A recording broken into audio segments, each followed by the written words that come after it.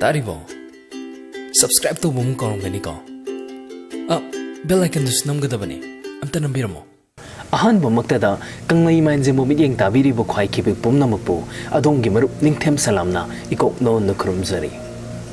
Marup Sing, Equiki Punshida, Equina, Toningba, Tog Dabiade, Oi Dabiade, Haidonakan, but Tabakayamale.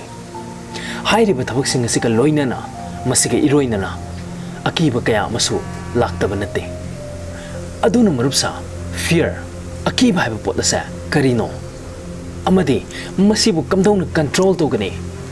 Or Masibu Karam no Mutakani have a sa, Mayam Punna Kaminashi, video sivo, Makatana meeting down the labio.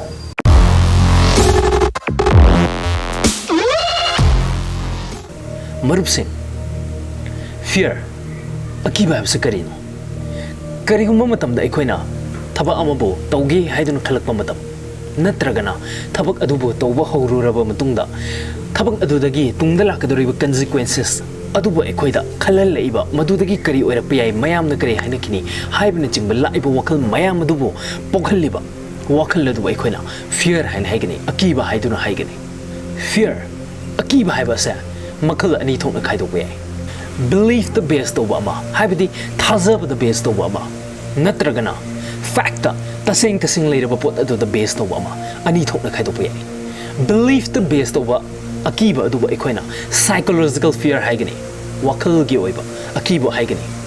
Aduga tasing ba fact the best over duguna, physical fear haiduna haigani. Adubo, apang mamyoy pok the pok no shini.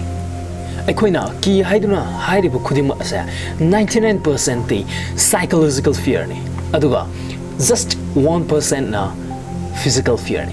Equina, Karigum Taba Toropomatamda, Mayam the Kari Hainekini, Mayam the Kari Hankini, Haidun Kaliba Mayamasa, Masi Akiba sa, Masi psychological fear ni. Aduga, Karigumba in a Jindiki song Targadi, I shokani, Sibo for way, Madu the Fori Akiba Duna, physical fear ni. Physical fear di, Leifam Toi, later Basiari, Karigumba physical fear and latum the Bataragadi. Equi. Building Matakaka dun chain dunas handaram basui, Sorokta, mid Ushila Chatam basui, a key late the hydra. Physical fear Karigumbal latum the Bataragadi, a quick punchi sisu later. How's it?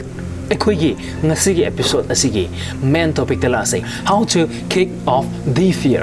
Mamang the Supan Cre, Akibagi, Makala Nile, physical fear Haibamaga, psychological fear Haibamaga. Karigumba. Physical fear bo mutatke natragana minimize toge or control toge haidno kallagadi step ahumkak darkar lei ahanbada planning aina tawgadoriba potse kari no haibutuma munna khangba tare munna khangbadugi matung ina ai kari tawsige haidno khanba muchangi. Number 2, practice aina potugi maram da khanguraba matungda madubo hanjen practice toba amadi ahum suba step da patience khangba kanba Ngasi tawre haiduna haireni haiduna hayeng tawgadaba nataba. Practice adubu makhatana with patience tawba machangi. Haibadi ay swimming tawba sa yamna ki haidana lower se. Iroiba haba sa ay haite. Adubu madugi kiriba ado. Psychological fear natte. Wakal da kanba fear natte. Physical fear ne. Madubu ayna planning tawreni ay karam haina.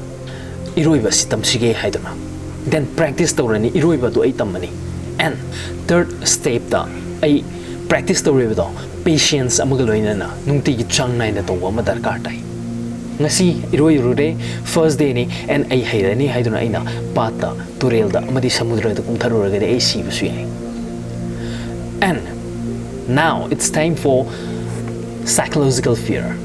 Psychological fear gi oina di how to control psychological fear haiba matamda Toningai Magidi Toyok na late, Magi Hyperbo just understood to be both to the situation to understand to be Machangi. For example, a Quina Karigumukanda horror film yang Rakanda, a Kiba film, Woodki yang Rakanda, down the Tumamatam or Aina Kitchen da Igi Ising Taki Haidun Changmatamda. Mayam's Sweden of Hong and Atum the Kanami in a Pugumba. Filled over Sweden a Yorongani. Adugumamatamda. That is psychological fear. Or any sito rugadi manakari harakani haibna chingba khaliba mayam that is psychological fear madugi matang da kai doni understand tꯧba ama changi situation dubo akoina understand tawrikai akibado minimize tokini nemthakini ngasagi aigi tungda bhut inare haidun khalibado just once my later mutang yang bhut ta sengna labor leitabra haina that is understanding karigumba leiram da bataragadi bhut uraroi so nangi akibado mangkhrani and karigumba leiram taragadi siredana adi yengudraga so dum halakadaba leire charakadaba leire chiklakadaba leire yenguragadi at least you have some time to prepare for yourself nasambu prepare toba amadi thorakadaruba situation adubu thengnanabagi pangalado phangba yai so there are two types of fear one is physical fear and another one is psychological fear and in order to face the physical fear you have to plan you have to practice and you have to have patience and for the psychological fear the only thing that you need to do is to understand the situation marup sing matang asida ngasigi Kanglei Mind Gym gi episode number 6 asi loshindanabagi ayabadu mayanggi mafamdagi adongi marup ningthem salamna nizari loina na kariguma mayamna aigi video asibo nungshibiragadi pambiragadi amadi khaziktan moiragasu kanai haiduna khanbiragadi suksoi shoidana like nambiro comment tobiro amadi share suksoi shoidana tobiyo amadi subscribe towa sukaw ko bigino thank you